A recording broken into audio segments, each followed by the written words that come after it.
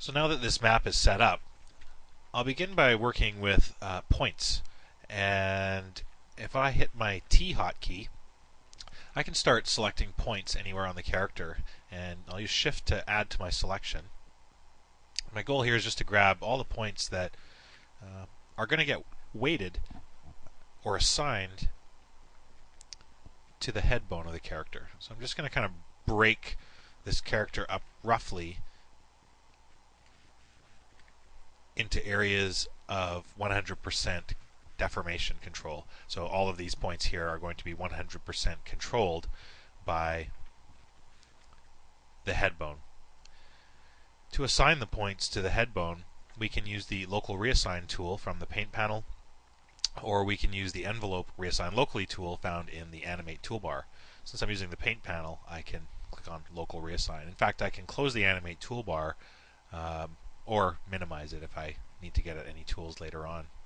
So I'm going to pick the deformer I want to assign these points to and right click, and that's added those points 100% to the head bone, and we can check that out by using the weight editor. If I click on the weight editor, we have a little visual here that shows the points on Mulcore are weighted 100% to the left head bone. There's no other weights involved here. If we wanted to see a list of all of the other possible deformer weights in this weight editor, we can say View and select 0, which means select 0 weight cells, and you just have to refresh the weight editor to get that to show up. So again, we have all the bones here, so we can just filter that stuff out. You'll notice that actually in the weight editor, a lot of the tools you find in the paint panel and under the envelope section of the animate toolbar, they also appear in here as well. So there's lots of places to get at the same tools, and a few more in this weight editor, and we'll be coming back to this shortly. If I open the jaw of the character, there's only one way to really find out, if your weights are working, and that's to deform the character. So if I select the character, I can see right now that there's some problems in the face and in the mouth here. So we'll fix that pretty quickly. Press W to paint on the character, and if you get this, and this is what would happen after you paint or apply a symmetry map to your character, a blue weight map with a green line down the middle, and that is actually your symmetry map. And in XSI, you can only really display one weight map at a time, and it's usually the map that has been applied last. And yes, when you apply a symmetry map to a character, you're creating a weight map. So I'll press the spacebar to get out of weighting mode, and I'll just quickly access a little mini explorer on my character by hitting the selection menu or pressing F3. And if I go and look under the polygon mesh attribute into the clusters folder, I can choose between the two maps that I have on this character now, the envelope weights. If I press W now, you can see they show up, or the symmetry map. This symmetry map, by the way, this cluster can be blown away at any time and recreated at any time with no ill effect to the character. So I do want to paint on my envelope weights in this case. So we can see that these points have all been weighted properly here. There's a couple points in the jaw that are a little too high. So what I'm going to do is just middle click and size my brush down a little bit. And I'm going to choose the jawbone to paint. And while I'm in a paint mode, W, I can press D and pick a deformer to paint. XSI temporarily goes into a wireframe mode to make ease of picking. And this point in weight painting is that we're actually painting on the vertices.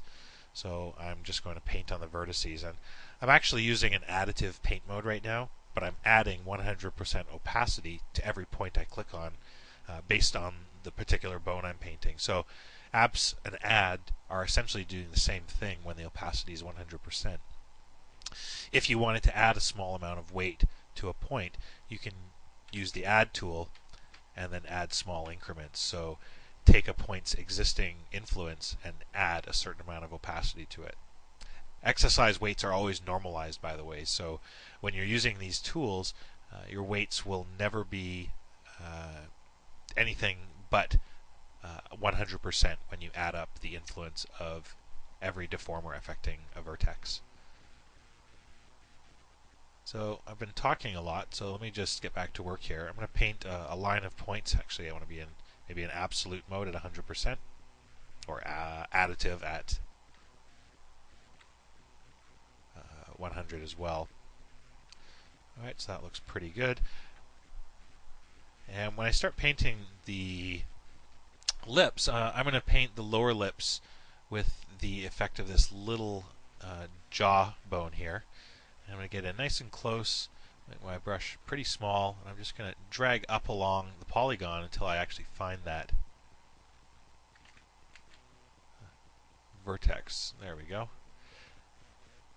Sometimes the colors of the deformers are pretty intense and it's hard to see your vertices, but I always find when I walk the mouse up the polygon with my left mouse button clicked, it always seems to find that vertex before it'll find the vertex of some other point that I don't want to paint its influence for.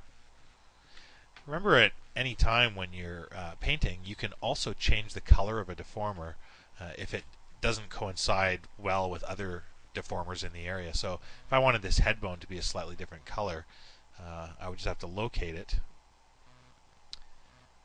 Where is it? There's a jawbone. Is it actually called head bone? Oh, it's called left head bone. Well, that's not very good. So again, you can just rename your objects on the fly. This might need to be refreshed, so we can just Control 1 to get back out, Control 3 to get back in, select the character.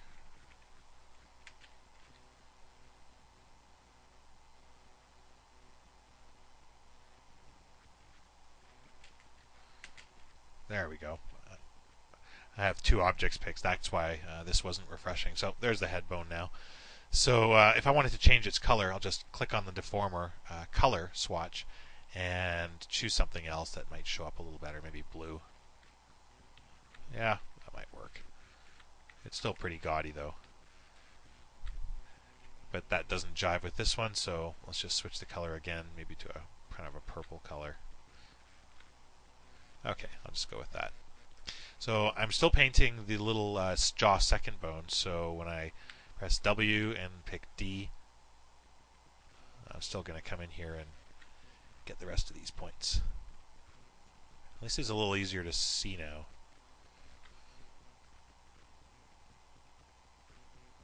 So even that point right there I just painted, I couldn't even see it, but I was still able to paint it. It's one of the nice things about exercise painting tools. Maybe in the back corner there.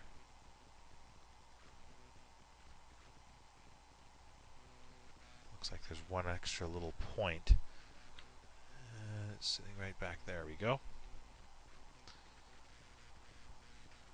Let's see what's going over on this side. Again, I don't really need to paint this side because I can take advantage of my mirror weights. In this case, if I'm in a camera view, it's sometimes a little bit hard to select, so you can even use some of your polygon tools here. If I press U to get into a raycast poly mode, I could just kind of run my polygon selection tool over this side of the character and then convert that polygon selection into a point selection by using the select and select adjacent points command. So from there you can mirror your weights. Back under the animate menu, you can run envelope mirror weights, and those points will automatically smooth themselves out. So it looks like I've got my character. Oh, there's a couple more points right here in the lower lip, and there's actually one from the upper lip, it looks like. Well, we'll soon find out. Go back into paint mode, press D to pick my deformer, and if I can't see it, there it is right there. So this point definitely needs to go.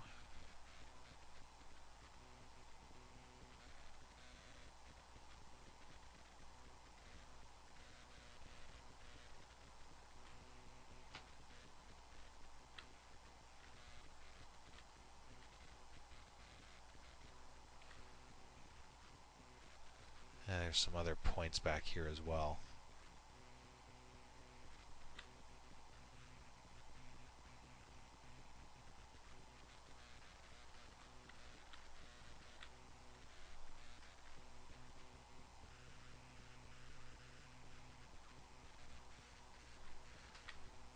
Okay, so I think that's pretty good for her jaw area at least. Then we've roughed that in.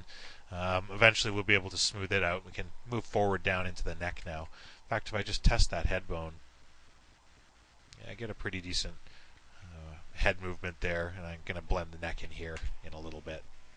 Alright, so the head looks like it's painted.